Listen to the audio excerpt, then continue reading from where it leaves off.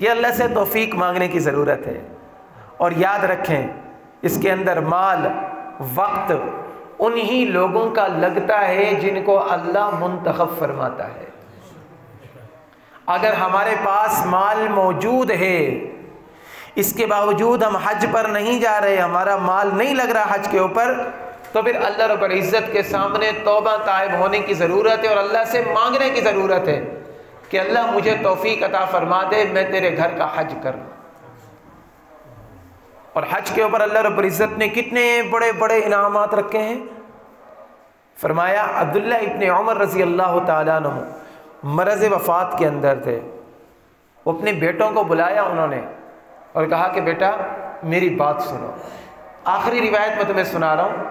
میں نے رسول اللہ صلی اللہ علیہ وآلہ وسلم کو یہ فرماتے ہوئے سنا ہے کہ جو بندہ پیدل حج کرتا ہے، مکہ میں پیدل حج کرتا ہے، اللہ رب العزت اس کو ایک نیکی کے بدلے 700 نیکیاں عطا فرماتے ہیں۔ پھر وہیں پر فرمایا کہ مکہ مکرمہ کی ایک نیکی 1,00,000 نیکی کے برابر ہے، ہر ایک قدم کے بدلے 700 لاکھ نیکیاں اس کو ملتی ہیں۔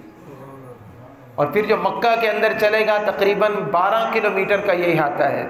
ایسے تقریباً 11.5-12 کلومیٹر بنتا ہے، تو اتنے قدم جب چلے گا تو اس کے نامہ اعمال کے اندر کتنی نیکیاں لکھی جائیں گی۔ اور پھر فرمایا کہ جو بندہ حج کا احرام باندھتا ہے، جب وہ تلبیہ پڑھتا ہے نا، لبیک اللہم لبیک لبیک لا شریک لک لبیک ان الحمد والنعمت لک والملک لا شریک لک، جب یہ تلبیہ پڑھتا ہے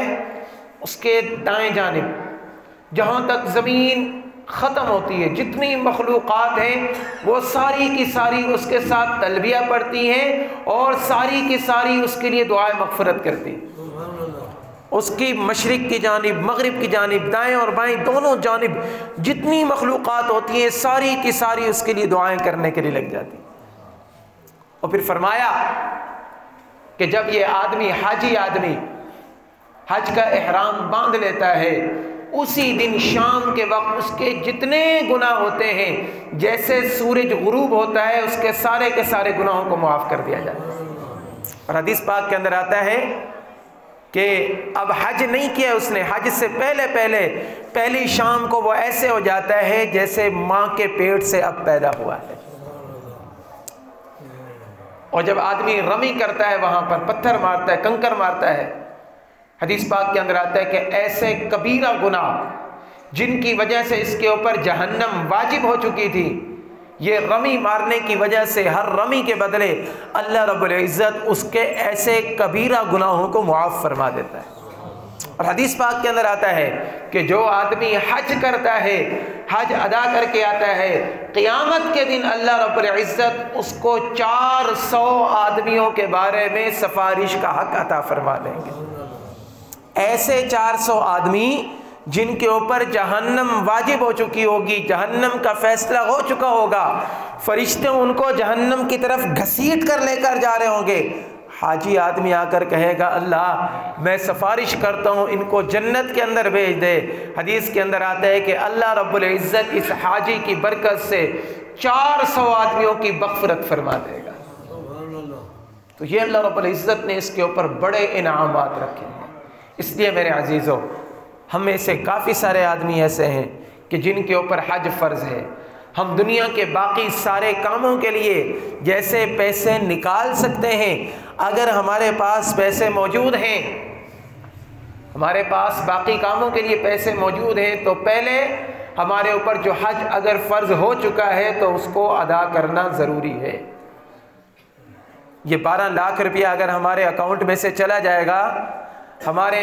جو پلاٹ ہیں ان میں سے چلا جائے گا، یا ہمارے بینک بیلنس سے چلا جائے گا، تو اللہ رب العزت نے پتہ نہیں اس کے اوپر ہمیں کتنا عطا فرمانا ہے۔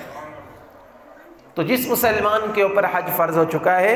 اس وقت داخلے بھرے جا رہے ہیں، ان کو چاہیے کہ وہ جا کر اپنے حج کا داخلہ بھریں، اور پھر اس کے ساتھ ساتھ اللہ رب العزت سے دعا کریں کہ اللہ رب العزت ان کا نام بھی قرآن اندازی کے اندر لے آئے اور وہ اس سال فریضہ حج ادا کرنے میں جلدی کریں۔ حدیث پاک کے اندر آتا ہے کہ جس کے اوپر حج فرض ہو گیا اس کو چاہیے کہ جلدی ادا کرے، آگے پتہ نہیں ہے کہ کیا ہو جائے، حالات کا پتہ نہیں، 2 سال حج بند رہا ہے، حالات کا پتہ نہیں ہے، ابھی صحت ہے آگے ہم چل ہی نہ سکیں،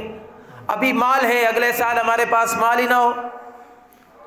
ابھی ہمارے پاس ہمارے بچے چھوٹے ہیں، بعد میں ہمارے بچے بڑے ہو جائیں، یا ابھی بچے بڑے ہیں پھر ہمیں بچوں کا غم لگ جائے، تو 100 قسم کی مشکلات آ سکتی ہیں۔ اس لیے حدیث پاک کے اندر آتا ہے کہ جس کے اوپر حج فرض ہو جائے اس کو چاہیے کہ فوراً حج ادا کرے۔ ہم جا کر اپنے اپنے مالوں کا حساب لگائیں، اس کے اندر دیکھیں کہ اگر ہماری ساری ضروریات کو نکال کر 12 لاکھ روپیہ ہمارے پاس بچتا ہے، یہ نصاب ہے اس سال،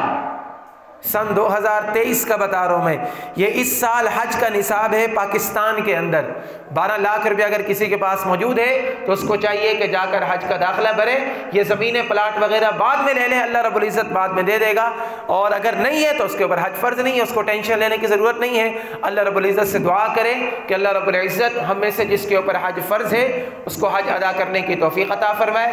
اور جن کے اوپر حج فرض نہیں ہے اللہ رب العزت ان کے لیے بھی آسانی کا معاملہ فرمائے۔ آمین۔ وآخر دعوانا ان الحمدللہ۔